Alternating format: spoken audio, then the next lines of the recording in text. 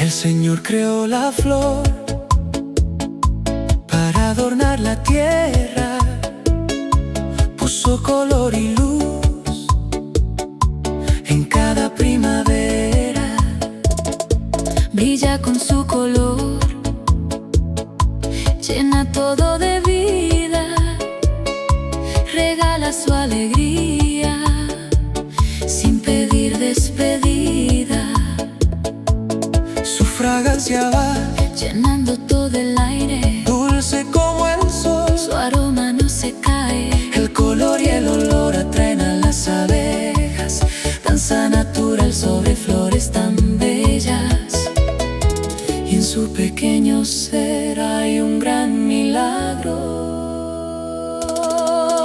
La flor da vida y amor, la flor regalo de Dios, la flor decora la tierra y llena el mundo de luz.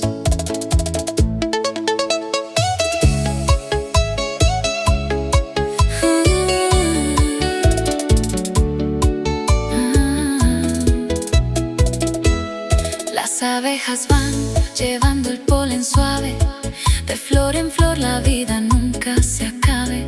Luego nace el fruto, dulce bendición, alimento fiel para toda creación. Para el hombre es Regalo necesario, para el animal un ciclo extraordinario. todo viene de una flor sencilla, pequeña en tamaño pero grande en maravilla.